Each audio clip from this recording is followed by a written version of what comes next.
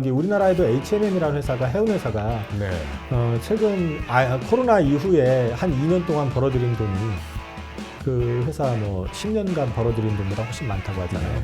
돈은 지금 해운사들이 많이 쌓아놓은 건데 거기다가 선박 교체 주기가 도래하기 시작했기 때문에 자기네들이 지금 그걸 감당 못할 정도는 아니기 때문에 당분간 크게 떨어지는 않을 거다.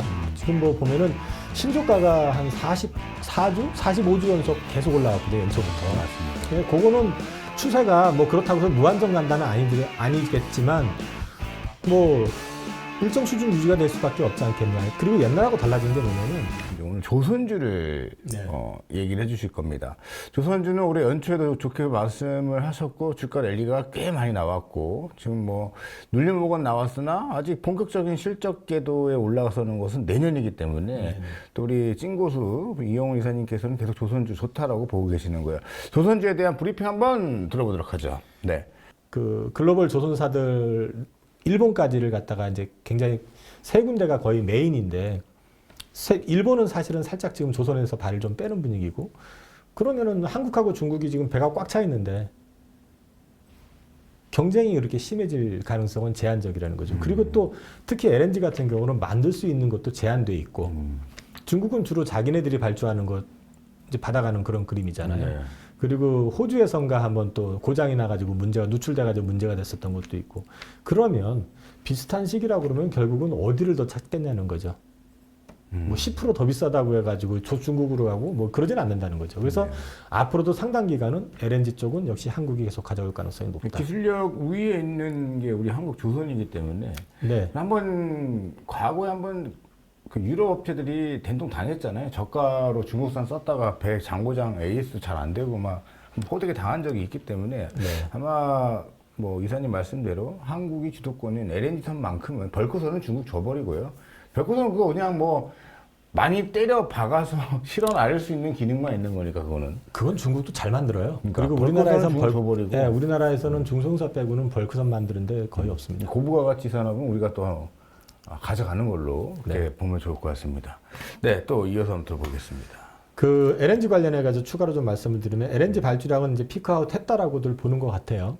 피크아웃을 했다는 얘기는 이제 발주가 연간 한 60척 정도가 나오는데 그걸 더 늘려가지고 막 나오진 않을 것 같다. 카타르도 상당 부분 이제 나오고 했으니까. 근데 이제 LNG 물동량은 계속 늘어날 수밖에 없다. 왜냐면 러시아 우크라이나 전쟁이 끝난다 하더라도 뭐 트럼프가 자기가 휴전을 시키든 뭐하든 나중에 대통령이 될지도 모르기 때문에 됐다 치고 그런다고 해서 러시아의 그 PNG를 갖다가 유럽에서 아무 일 없었던 듯이 다시 그 파이프라인 열어가지고 그걸 다시 받을 수 있겠냐는 거죠.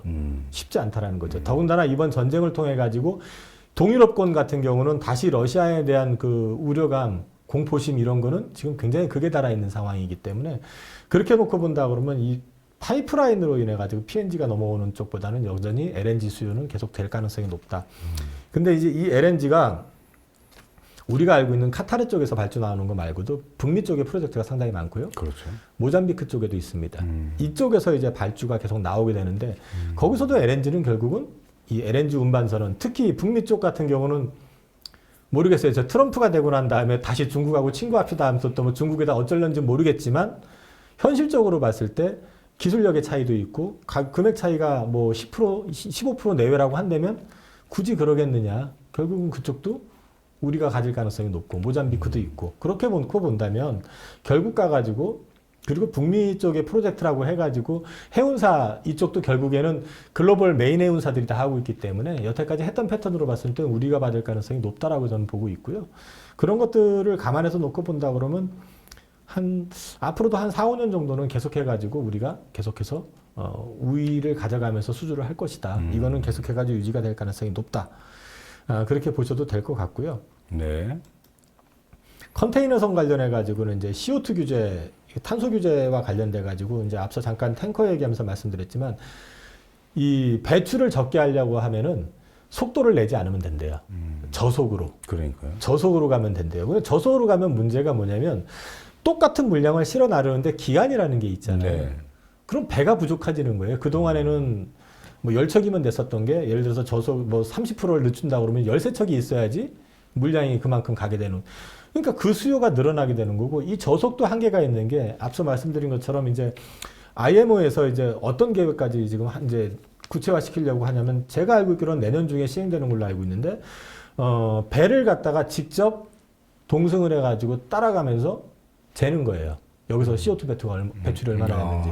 그렇게 되면 니네가 연간으로 배출한 게 어느 정도 나와. 이게 숫자가 나오잖아요. 그럼 나오면 그걸 가지고 해서 등급을 나눠요. 선박의 등급을. 그러면 이제 D등급 밑으로 떨어지는 것들은 파나마 운하를 통과를 못 시키게 한다든지 이래버리게 되면은 그거는 운행을 하고 싶어도 파나마 운하를 통과 못 시키면 저 남미 쪽으로 돌아서 올라가야 되잖아요. 불가능해지잖아요, 사실은. 근데 그게 만약에 실현이 된다 그러면은 패선이 막 좀 빨라지는 거죠. 그러면서 수요가 많이 늘어날 것이다. 이제 그런 측면에서 컨테이너 쪽도 내년에는 한번 보실 필요가 있을 것 같다. 탱커 같은 맥락입니다. 그리고 탱커 발주가 올해 중국으로 많이 나왔거든요. 우리가 무리해서 수주하는 게 초기에 중국 애들이 이거를 갖다가 우리나라보다 15에서 20% 싸게 수주를 많이 해갔어요. 근데 우리나라 입장에서는 아까도 보여드렸지만 4년치 이상의 일감을 갖고 있는 상황에서 굳이 그걸 막 경쟁을 해가지고 우리가 또 저쪽에서 15% 할인하면 우린 그거 받고 25% 이렇게 해버리게 되면 전반적으로 다운이 되니까 그냥 채우라고 둔 거거든요. 그럼 그쪽에서 배가 자기들도 도크를 채워버리게 되면은 그 다음부터는 급하게 안 떨어뜨리거든요. 그럼 우리 입장에서는 자연스럽게 다시 회복된 가격으로 가져올 수 있다라는 거죠. 그래서 탱커 쪽도 내년에는 좀 보실 필요가 있다. 탱커 쪽도 이제 2008년도 이때 발주됐던 것들, 이 6, 7, 8에 발주됐던 것들이 많기 때문에 그것들이 이제 수령 20년이 다가오는 것들이 교체 주기에 이제 돌아간다. 그래서 이제 그런 쪽에서도 수주가 좀 나올 것 같다라는 거고요. 그러면 뭐 죄송합니다만 과거의 영광만큼은 아니겠지만 어떤 이 순환 구조가 다시 시작하려는 초입이라고 봐도 되겠습니까? 저는 이번에 경기가 아주 뭐 완전히 쇼크가 와서 망가지지만 않으면 조선은 예전에는 어떻게 했었냐면 2004년에서 지금까지 그때 주식하신 분들이 지금까지 하시는 분들도 계시겠지만 대부분이 이제 그거 못 보신 분들이니까 그때는 어땠었냐면요. 조선이 좋아, 알아. 이렇게 가다가 이렇게 섰었어요. 이렇게 섰다가 이렇게 돼버렸거든요. 그러니까 그게 이렇게 됐다 이렇게 돼버렸던 거는 그 당시에 중국이 WTO 가입하고 개발을 해대면서 그 당시만 해도 중국이 만드는 배는 거의 글로벌에서 통용도 안 될 때고 하다 보니까 오히려 중국 애들이 우리나라에다가 발주한 것도 되게 많았었고 그 다음에 이제 그 분위기 자체가 리먼 브러더스 파산 전 금융위기 전까지는 되게 좋았었잖아요.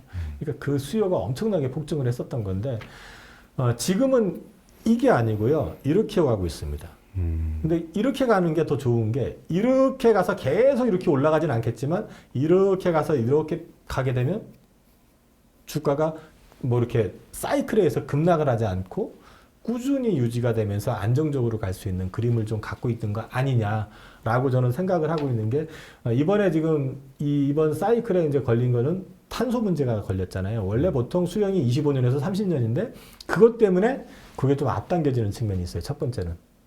그 다음에 두 번째는 기존에 없던 선박이 생겼습니다. LNG. 거의 안 했었던 건데, 없지는 않았죠. 거의 안 했었던 건데, 이게 갑자기 확 들었잖아요. 그걸 대부분 우리가 지금 독식했잖아요. 거기다가 요번에 또 하나 나온 게 VLAC, 암모니아 운반선. 이거 없던 거거든요. 제가 알고 있기로는 거의 없던 거예요, 이거는. 근데 왜 갑자기 생겼냐면 수소 때문입니다. 수소 경제 때문에. 암모니아 선이 아니라 암모니아 운반선이에요. 암모니아로 가는 선박도 나오겠지만 있는 걸로 알고 있지만 암모니아 운반선이거든요.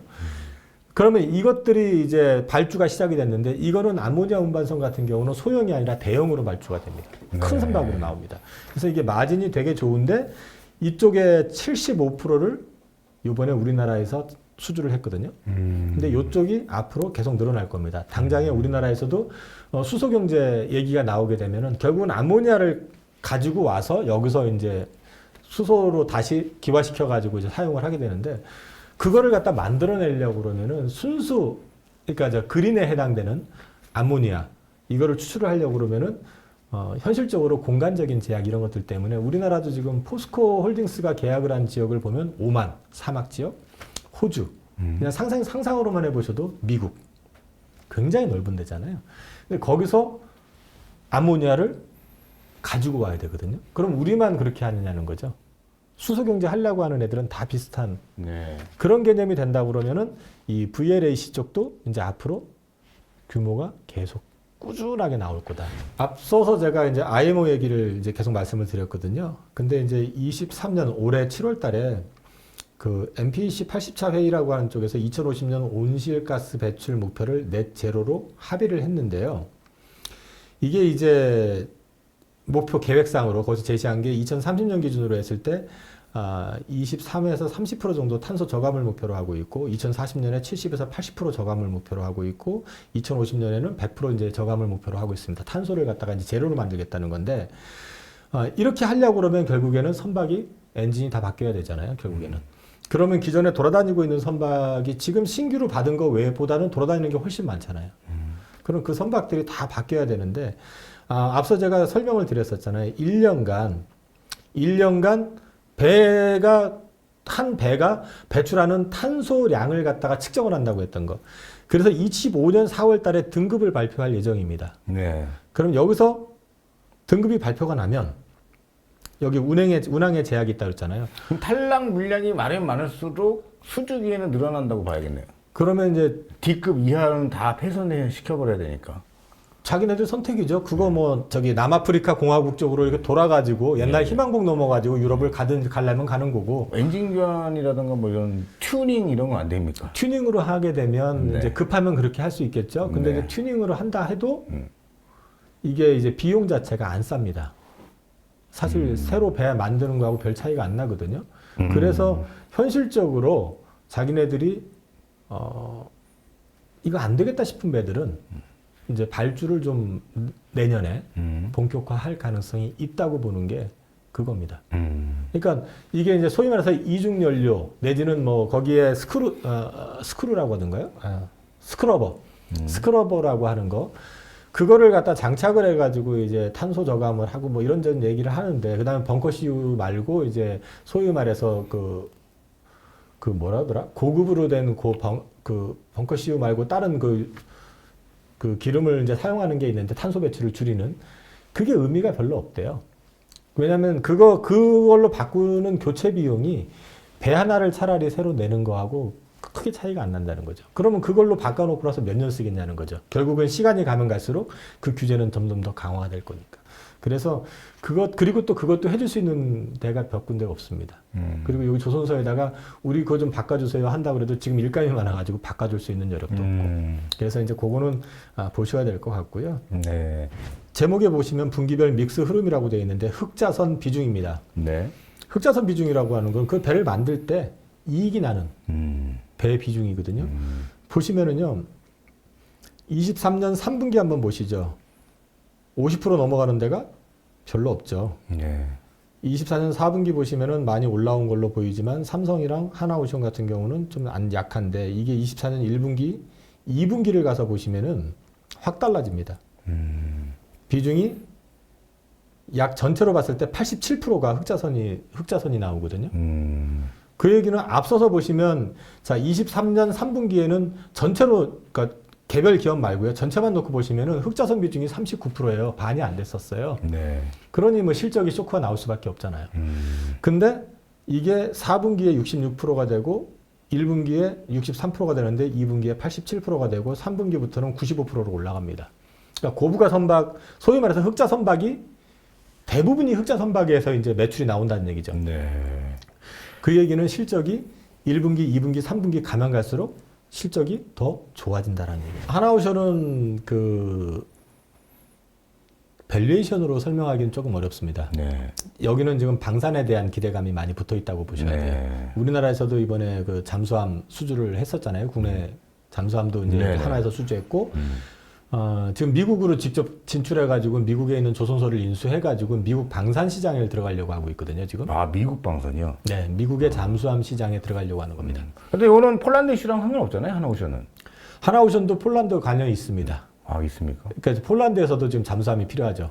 그래서 지금 지난번에 폴란드에서 그 방산 전시회 했을 때 김동관 회장이 부회장이죠. 부회장이 직접 가가지고 폴란드의 두다 대통령 앞에서 이 잠수함에 대해서 브리핑을 했었고요.